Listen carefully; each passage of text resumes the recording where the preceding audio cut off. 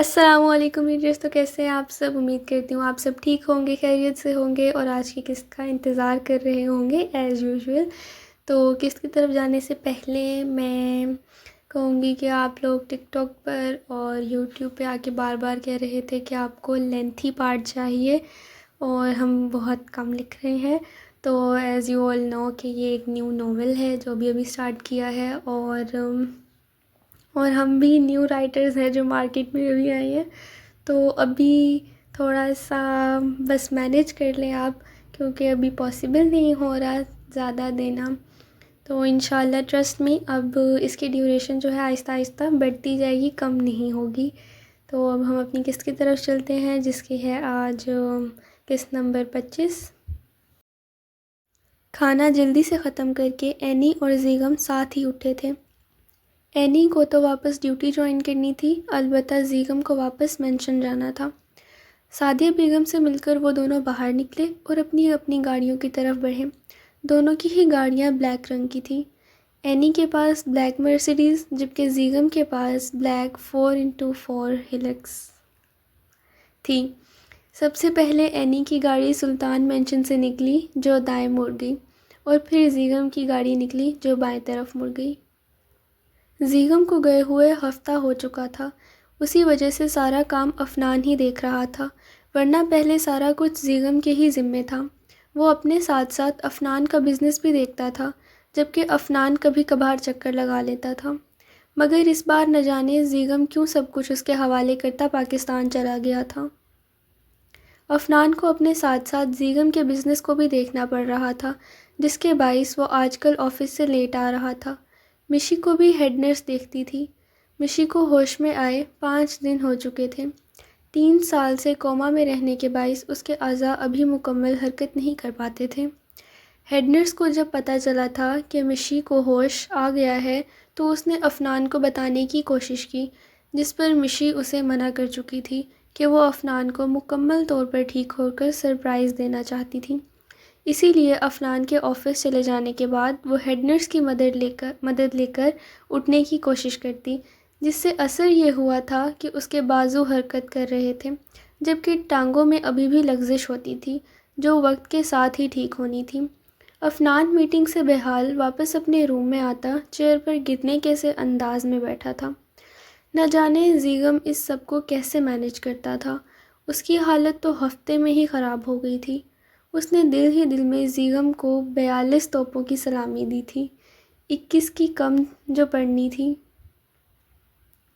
اس کا دل بے اختیار مشی کو دیکھنے کا کیا تھا۔ اس پورے وقت میں وہ اس کے ساتھ وقت بھی نہیں گزار سکا تھا۔ اب تو بس اس کی دعا تھی کہ زیغم جلدی واپس آ جائے۔ آج سارا دن اسے پچھلی باتیں یاد آتی رہی تھیں، عجیب سی بے چینی اس کا احاطہ کیے ہوئے تھی۔ کچھ دیر سوچنے کے بعد اس نے موبائل کوٹ کی جیب سے نکالا اور وہ ایپ کھولی جس پر زیغم کے مینشن میں لگے ہوئے سارے کیمرے کنیکٹڈ تھے۔ اس نے بیسمنٹ میں لگے ہوئے کیمرے پر ٹچ ہی کیا تھا کہ اس کے روم کا دروازہ بجا۔ اس نے ویسے ہی موبائل کو الٹا کر کے میز پر رکھ دیا اور سیکرٹری کو اندر آنے کی اجازت دی اور اس سے اگلی میٹنگ کے متعلق پوچھنے لگا۔ دوسری طرف مشی آج ہیڈ نرس کے سہارے سے اٹھ کر بیٹھی تھی۔ اس کے پیچھے تکیے سیٹ کر کے اسے ٹیک لگوائی گئی تھی۔ سیکرٹری کے جانے کے بعد افنان نے الٹا کیا ہوا موبائل اٹھایا اور اگلے ہی لمحے اسکرین پر نظر پڑتے وہ فریز ہوا تھا۔ اس کا سانس جہاں تھا وہیں تھم گیا۔ مشی، ایک مدھم سرگوشی نکلی تھی اس کے ہونٹوں سے، اور پھر وہ اندھا دھند باہر کی جانب بھاگا تھا۔ آفس میں کام کرتے ملازمین نے حیرت سے اسے پاگلوں کی مانند بھاگتے ہوئے دیکھا تھا۔ پارکنگ میں کھڑی اپنی گاڑی میں بیٹھتے اس نے گاڑی چلا دی۔ اس کی گاڑی ہواؤں سے باتیں کر رہی تھی، جبکہ پیچھے گارڈز کی گاڑی اس کا ساتھ دینے کی بھرپور کوشش کر رہی تھی۔ مینشن کے قریب پہنچتے ہی اس نے گاڑی کے ہارن پر ہاتھ رکھ دیا۔ گارڈز کے گیٹ کھولتے ہی اس نے گاڑی زن سے بھگائی تھی۔ گاڑی کو وہیں چھوڑتا وہ چابی ڈرائیور کو پاس کرتا بیسمنٹ کی طرف بھاگا تھا۔ باقی سب حیران پریشان اسے دیکھ رہے تھے۔ وسپر بھی افنان کو ایسے بھاگتے دیکھ اٹھ کھڑا ہوا تھا۔ دیوار میں لگے بٹن کو دباتے وہ فوراً اندر گیا تھا۔ اس سارے راستے میں وہ کئی بار لڑکھڑایا تھا کہ کہیں اس کی آنکھوں نے دھوکہ نہ کھا لیا ہو۔ سیڑھیاں اتر کر اپنے کمرے کے سامنے پہنچ کر اس نے ایک گہری اور بھاری سانس لے کر ہینڈل پر ہاتھ رکھ کر اسے گھمایا تھا۔ ہینڈل کی آواز پر نرس اور مشی نے گردن گھما کر آنے والے کو دیکھا تھا، اور پھر دروازے میں شل کھڑے افنان کو دیکھ ان دونوں کا بھی سانس اٹکا تھا۔ نرس کا سانس تو یہ سوچ کر اٹکا تھا کہ اب افنان اسے بخشنے والا نہ تھا۔ افنان زیادہ غصہ نہیں کرتا تھا، اور جب کرتا تھا تو سبھی اس سے پناہ مانگتے تھے، یہاں تک کہ زیغم بھی کبھی کبھی اسے سنبھال نہ پاتا تھا۔ مشی کو سلامت آنکھیں کھولے بیٹھے دیکھ اس کا ہاتھ ہینڈل سے پھسلا تھا، جسے دیکھ مشی کے آنسو اس کی آنکھوں سے بہہ نکلے تھے۔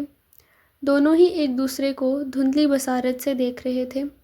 ایک کی آنکھوں میں قرب معافی تھی تو دوسرے کے آنکھوں میں انجانی سی اذیت، شکوہ اور خوشی کے ملے جلے تاثرات تھے۔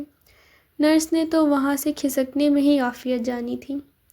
افنان ٹرانس کی کیفیت میں آہستہ آہستہ قدم اٹھاتا ہوا مشی کے قریب جانے لگا۔ مشی بیڈ پر بیٹھی ہوئی تھی۔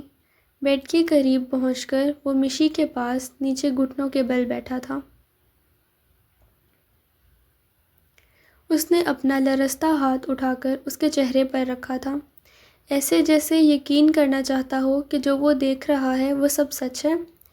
مشی نے اسے دیکھ ہاں میں سر ہلایا تھا، اور اس کا ہاتھ پکڑ کر اپنی آنکھوں پر رکھتی رونے لگی، اور یہاں افنان کا بھی ضبط ٹوٹا تھا، اور وہ بھی یوں ہی اس کی طرح اپنا سر اس کے سر پر ٹکا کر رو دیا تھا۔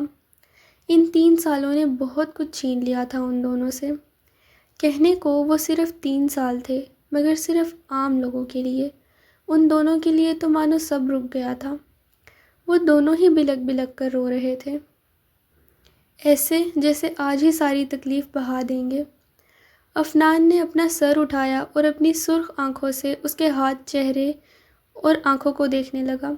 مشی کی نیلی آنکھیں بھی سرخ ہو رہی تھیں۔ افنان نے ہاتھ بڑھا کر انہیں چھوا تھا جنہوں نے پہلے ہی دن اسیر کیا تھا، اور پھر وہ دوبارہ رو دیا تھا۔ اس کی زندگی سے بھی غم چھٹ رہے تھے۔ کس نے کہا تھا مرد نہیں روتے؟ وہ بھی روتے ہیں، جب بات ان کی پسندیدہ عورت، ماں، بہن، بیٹی پر آ جائے تو وہ بھی روتے ہیں۔ ایپی ختم ہو گئی۔ I hope you all like it. Make sure to give this episode a big big thumbs up, اور چینل کو سبسکرائب کر دینا، کمنٹس کرنا اور بتانا کہ آپ کو آج کا ایپیسوڈ کیسا لگا۔ انشاءاللہ کل بھی ایپیسوڈ آئے گی، اور تب تک کے لیے آپ اپنا بہت سارا خیال رکھنا۔ اللہ حافظ۔